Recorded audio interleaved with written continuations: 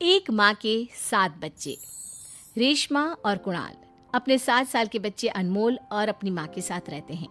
अनमोल उनका इकलौता बेटा है और बहुत मन्नतों के बाद इस दुनिया में आया है। एक दिन अनमोल अपनी दादी के साथ स्कूल जा रहा था।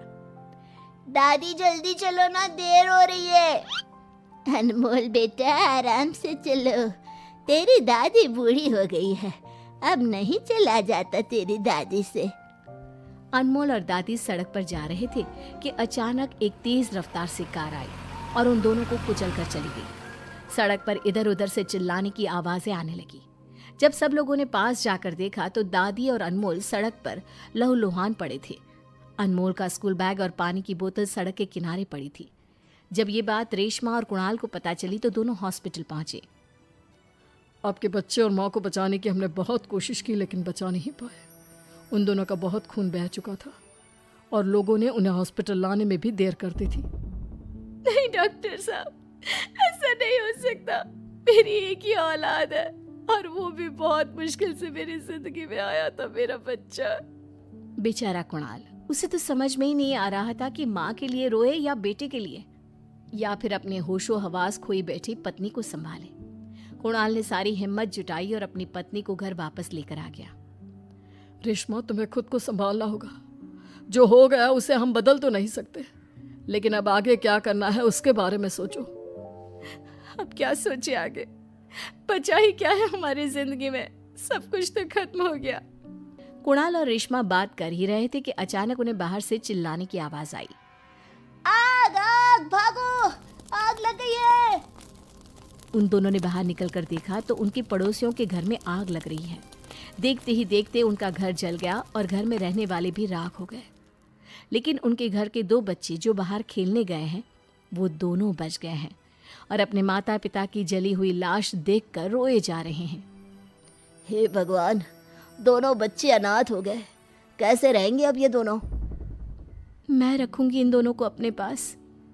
आओ बच्चों, मेरे साथ चलो। रेशमा की बात का समर्थन कुणाल ने भी किया। कुणाल उन्हें अपने साथ ले गया और दोनों मिलकर उन बच्चों को पालने लगे और वो बच्चे भी अपने माता पिता की तरह उन्हें प्रेम करने लगे। एक दिन रेशमा और कुणाल मंदिर जा रहे थे, तभी उन्हें मंदिर के बाहर भीड़ दिखी। दोनों ने वहां जाकर देखा तो वहां पर एक नवजात शिशु पड़ा हुआ था और लोग तरह तरह की बातें कर रहे थे। न जाने इस बच्चे को कौन छोड़कर चला गया यहाँ, अब क्या होगा इसका।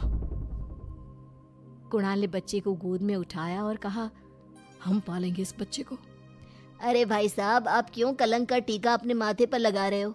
पता नहीं किसका पाप है।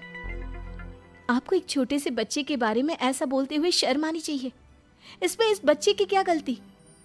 इस मासूम बच्चे को हम पालेंगे। चलो कुणाल। इस तरह रेशमा और कुणाल बच्ची को लेकर घर आ गए और उसका भी पालन पोषण करने लगे। इसी तरह कुछ दिन बीत गए और वो अपने तीनों बच्चों को लेकर घूमने गए थे कि उनकी नज़र सड़क के किनारे पर खड़े 3 बच्चों पर पड़ी। उनकी हालत बहुत खराब थी और वो बेचारे भीख मांग रहे थे। बच्चों, तुम भीख क्यों मांग रहे हो और तुम्हारे माता पिता कहाँ हैं?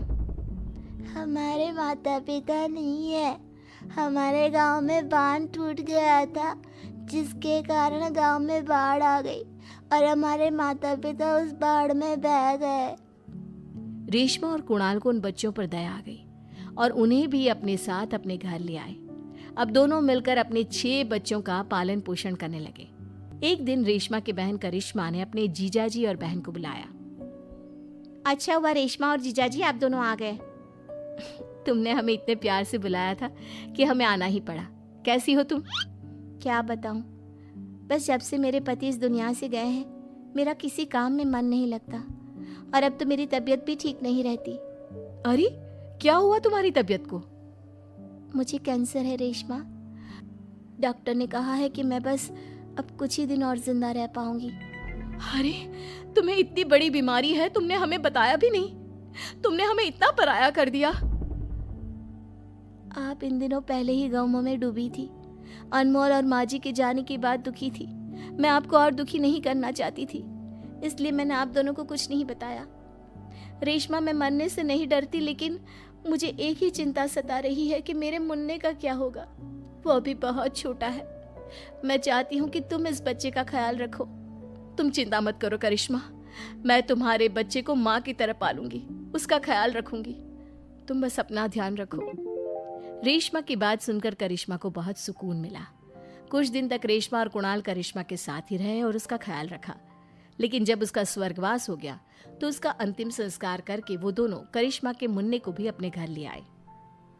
देखो रेशमा, ऊपर वाले ने हमसे एक बच्चा छीना था और उसके बदले में 7-7 बच्चे दे दिए। हाँ कुणाल, आप सही कह रहे हो। हम इन बच्चों को अपने बच्चों की तरह पालेंगे और इनको पढ़ा लिखा कर अच्छा इंसान बनाएंगे। लेकिन रेशमा, मुझे एक ही बात की चिंता सता रही है। मैं इतना कमाता नहीं हूं कि इन सभी बच्चों को पढ़ा लिखा सकूं। हमें कुछ और काम भी करना होगा। आप फिक्र क्यों करते हो जी, मैं आपकी मदद करूंगी। हम दोनों मिलकर कुछ ना कुछ कर ही लेंगे। अब कुणाल दिन रात मेहनत करता। दिन में वो फैक्ट्री में काम करता और रात को टैक्सी चलाता। रेशमा भी घर पर छोटा मोटा काम कर लेती। धीरे धीरे करके रेशमा ने हर्बल ब्यूटी प्रोडक्ट्स बेचना शुरू कर दिए और कई सालों की कड़ी मेहनत के बाद उसने अपना काम बहुत फैला लिया। अब उसके प्रोडक्ट की डिमांड विदेशों में भी होने लगी। रेशमा, आज हम अपने 7 बच्चों की परवरिश बहुत अच्छी तरह से कर रहे हैं और ये सब तुम्हारी मेहनत का नतीजा है। कुणाल, जीवन के इस सफर में अगर आप मेरा साथ नहीं देते तो मैं कभी भी ये सब नहीं कर पाती।